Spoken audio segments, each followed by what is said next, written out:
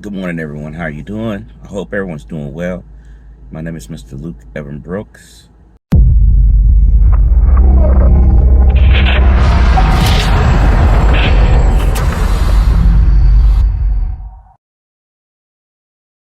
And we're here, right? We're going to talk about some things. And if you're new to the channel, please go ahead and subscribe. We're going to talk about the atmosphere as far as dealing with your business. Now, some of you may already have a business. This is Passive Income Central. We're going to talk about passive, semi-passive ways that you can make money other than just having one stream of income. And talk to a lot of people. I see folks sitting here going back and forth just wondering what they got to do to get their business off the ground.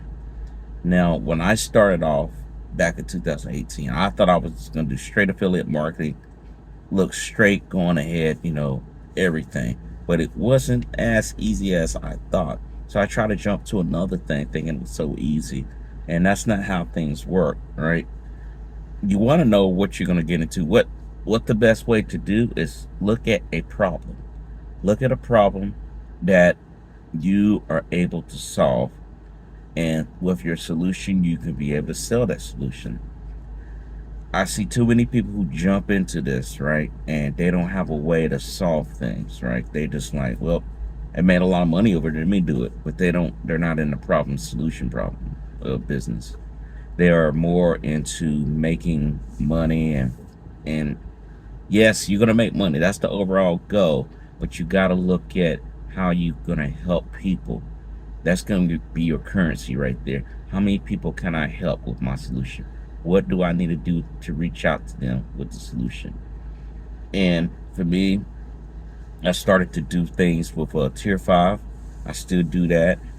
But then I started to do things with ATMs, like physical products, and with vehicles, of course. Now, I think there's more things out there, but ultimate thing I want to do is Airbnb and truly real estate. Real estate's like the pinnacle of everything, right? Because there's only so much land, and not just dealing with real estate in the United States, but dealing with real estate around the world. That's the ideal thing. You don't want to put all your eggs in one basket. I see too many people who complain about their jobs and talk about they don't have enough money. They're abusing me. I'm going through mental issues. They're going through all types of issues and problems, right? And they are not actually feeling what's going on. And to me, you got to be smarter than that. To me, you really, really don't want to get yourself in a situation where if you are in that hole, right? I call it a hole. You don't see yourself stuck there for 30, 40 years doing something that you don't like, because I'll tell you something, you're probably not going to make it. And I don't mean to be pessimistic, but imagine being in a place that you hate, going for just a few years, but you're going for 30 years doing a job. And this job is abusing you. They're making you do all types of things. They got you on the ropes, basically. And they don't appreciate you. And they sit there and say, oh, thank you, but you can see the actions of what they do. And I've been there, right? That's what led me to do this. I've been in places where people got away with corruption in the workplace. I've been in places where people did foul stuff, like blatantly foul things that really make you question, like, hey, they're doing this, but they don't do anything to correct it. They're just like, okay, they turn the other cheek, but if you do it, you're in trouble. And that's where it's just like I had to draw a line right there, because you can't be in an organization like that. I really hate being in organizations, to be honest with you, because you got some people who don't have any sense at all, but people listen to them because they sound good, but they have no sense whatsoever. So for me, if you around people like that, it's just a matter of time. And I was in a place like that for USDA. Yeah, USDA. Yeah. Or no, USD or whatever was the Department of Agriculture, right? I was a contractor. That's before I even joined the Navy. And they were trying to get rid of people because they were at a location, a new location that we're gonna go to, that they were gonna boil down on one shift. It used to be 2 shifts, a day shift and a night shift, and they had like 50 seats available, but they had, I would say, about 70 some people on staff. So people was like, oh, it's gonna be 2 shifts. So like, no, we're gonna do 1 shift now. So people were like, okay, how does that work? So I saw the writing on the wall. So then they start making us do small projects to see if we got it, like knowing the forest type, knowing all these things, blah blah blah. This, so going into this, they said you could talk to the supervisor, because you have supervisors on each shift, and they can proof your work. You can get comparison. So I do that. I say, hey, how does this look? Because I'm kind of having trouble. And they say, well, that needs to be delineated this or this and blah blah blah.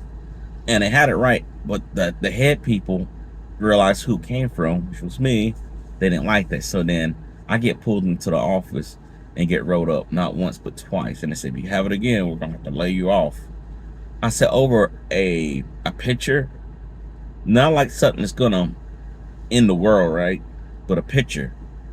And at that moment right there, I was like, I gotta find another place that I can make more money and ain't gotta put up with none of this politics. So I literally did it. I went on my lunch break, made a couple of phone calls, got on the phone with the people for an interview during my lunch break, and they brought me in, and then I gave my papers in 2 weeks. So then they came back, the same job came back and said, hey, you messed up on this. I said, what then? What? Y'all gonna let me go? I said, no. You're good, you pass. You just gotta talk to such and such to figure out what the issue is. So I get over there to my that tree's not right all the way. It needs to be delineated a little bit more. So it was like crap like that. So I told the guys, once I got to the new place, I said, hey, they still hiring. It may not be your cup of tea. You might be used to dealing with the photography and stuff, but this is gonna make more money than what you're doing now. And they talking about laying off folks. And said, no, man, I'm good. I don't think I'm gonna get laid off. I'm good. And boy, if you couldn't call it on the spot, I mean, literally like 1 month later, a lot of people got laid off. And the guy came up to me and said, man, I didn't know they're gonna do me like that. I said, I told you, man. They're picking and choosing who they want. So the night shift didn't have a chance, because I was on a night shift. So we're going at 3, we leave at like 11, basically, right?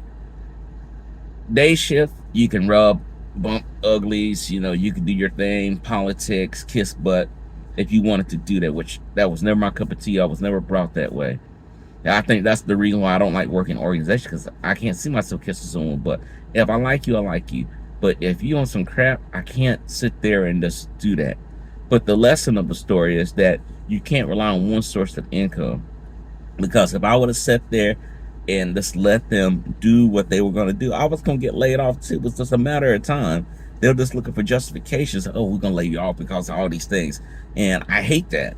So as a person of business, you set your own hours, you set your own tone, and you got to have that mentality. Now, when you get workers and stuff, you got to be, I won't say necessarily by the book, but you can't be in a gray area where you're playing favorites with this one person, and then the other person, you treat them like crap for no reason. You have no reason to do it, but you just do it because you like the other person that you're talking to. So guys, I hope, I got off my squat box here, whatever you want to call it. I hope that you understand that as far as a entrepreneur, that's a lot of work into it, but it's rewarding. If you felt like you got a message from this today, if you felt like I touched you in one way as far as getting something that you had off your chest listening to this, please go ahead and drop some likes in there and comment down below. I'm gonna have more videos coming out. It's gonna be a wide array of videos. Now we're gonna talk about Turo because we're in Turo season, right? I'm gonna educate you on that, and I also got a course on it. There's gonna be a link down below to get onto the Turo course and show you everything that you need to do A to Z and get yourself to become my all-star host. All my reviews have placed me as perfect, and that's rare. And I'm going to show you the formula because I do things by the book when it comes to this. And if you truly are looking to do Turo, you're interested in Turo, I recommend you to go ahead and get this course. Again, guys, thank you for tuning in to the channel. And there's Mr. Evan Brooks, and I see you on the other side. Take care.